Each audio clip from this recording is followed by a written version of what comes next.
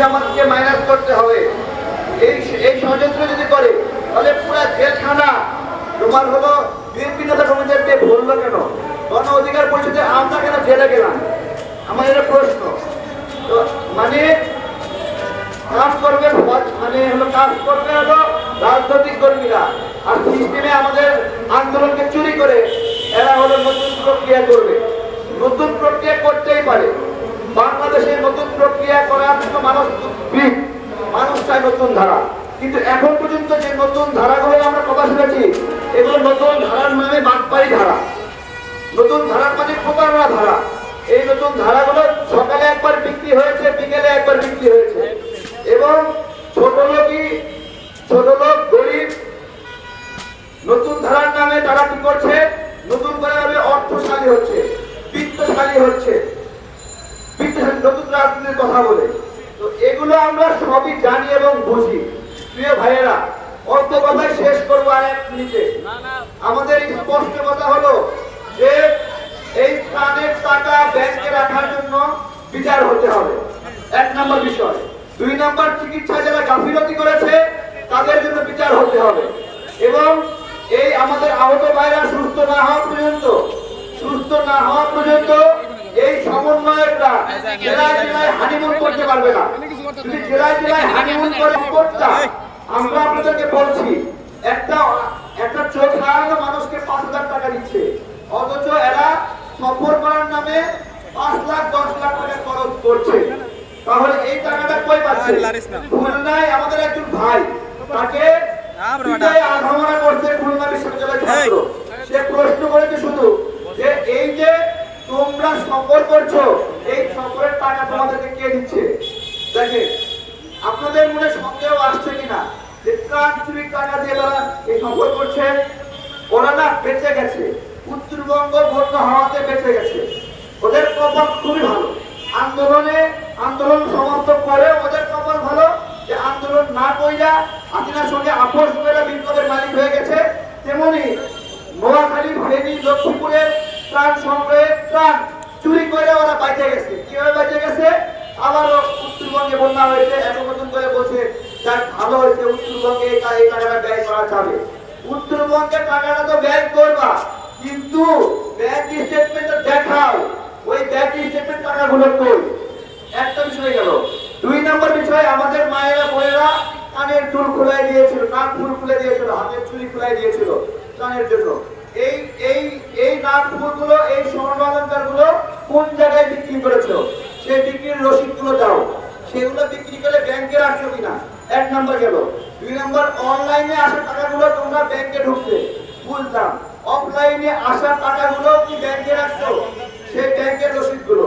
2 নম্বর হলো প্রত্যেক দিনের যে কালেকশন ছিল, সেই কালেকশনের জন্য সমন্বিত যোগফলের টাকা হলো কালেকশন। এই সমস্ত সেগুলো দিতে হবে। শুধুমাত্র বলবা সংখ্যা এত এত এত, এটা আমরা বিশ্বাস করতে রাজি না। দ্বিতীয়ত হলো, এখন এই মুহূর্তে তোমাদের হাতে কি পরিমাণ ত্রাণ আছে, তোমরা যেগুলো বন্টন করনি, তার একটা হিসাব দিতে হবে। 3 নম্বর হলো যেটা বললাম, স্বর্ণের অলংকার গুলো কোথায় বিক্রি করা হয়েছে, সেই বিক্রির রসিদ আমরা ভাউচার দেখতে চাই। কারণ একটা মা যে আবেগ থেকে হাতের চুড়ি খুলে দিছে, ওই হাতের আবেগের চুড়ি তুমি কি দিয়ে সামলাবা? একটা ছোট বাচ্চা, স্কুলের বাচ্চা, ছোট একটা ব্যাগ নিয়ে গেছে, ব্যাগটা নিয়ে গিয়ে তোমার তুলে দিচ্ছে 3,000 টাকা, সেটা তুমি কি দিয়ে করবা? এগুলো এই সমন্বয়কদের রাজনৈতিক অভিলাষ। অনেকে বলবে, এখন বলছে আমাদের রাজনৈতিক দল খোলার কোনো চিন্তা ভাবনা নাই।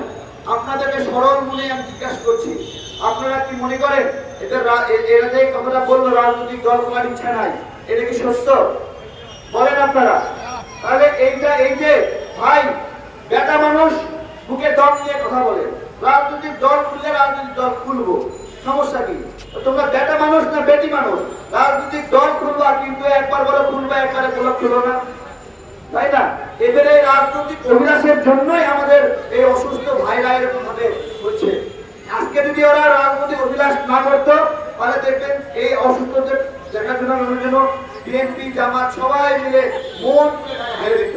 কিন্তু যখন বলতেছে যে এরা তো নিজেরাই, আমি একটা প্রমাণ দিচ্ছি। আমি একটা উপদেষ্টাকে মেসেজ করেছিলাম যে আমরা রান্না করা খাবার দিচ্ছি, আমাদেরকে কয়েক কথা চাল দেয়। উপদেষ্টা দিয়েছি কি জানেন?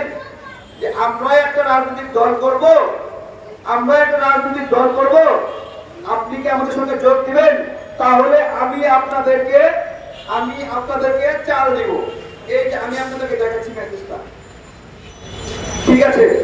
আপনারা দেখবেন, কিন্তু এটা কিন্তু ইয়ে করবেন না, ঠিক আছে? মানে জাস্ট সিম্পলি দেখাচ্ছি যে মেসেজটা একজন পড়ে দেখবেন এটা সত্য কিনা। এই যে দেখাচ্ছি, ওকে, আমি আপনাদেরকে দিচ্ছি। হ্যাঁ, না আমি প্রেস ক্লাবের প্রোগ্রাম করব। আমি আপনাদেরকে দিচ্ছি, একজন মাত্র সাক্ষী দিবেন।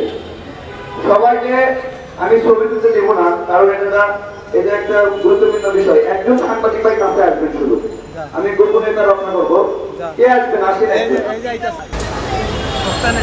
এই যে আমাদের এক ট্রাক খাবার দেওয়া যাবে কি? আমরা এক ট্রাক জমা করেছি অলরেডি স্যার। লিখে বাকির ভাই রুনফার ভাইকে বলছেন আমাকে দেবে, তাই তখন ওদের সঙ্গে যোগাযোগ করে ওরা আমাকে না বলে। এরপরে লিখে দেখেন দল গঠন করলে আসবেন, এই শর্তটা সঠিক কিনা বলেন, সঠিক কিনা? হাতে করে দেখালাম, দেখেন। তাহলে দেখেন এই দল গঠন করার বিষয়টা আমি একজন সাংবাদিককে সাক্ষী হিসেবে দেখাইছি, সবাইকে মেসেজটা নেওয়ার সুযোগ দিলাম না।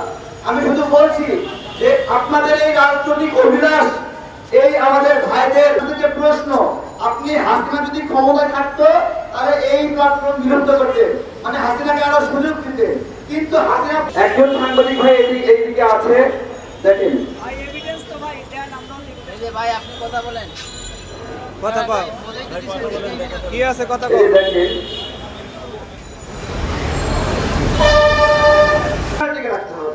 একটা হলো তারা ক্ষতিগ্রস্ত, আরেকটা হলো দৃষ্টান্ত স্থাপন করার জন্য যে এই ধরনের আন্দোলনে ক্ষতিগ্রস্ত হলে তাদের জন্য রাষ্ট্র দয়া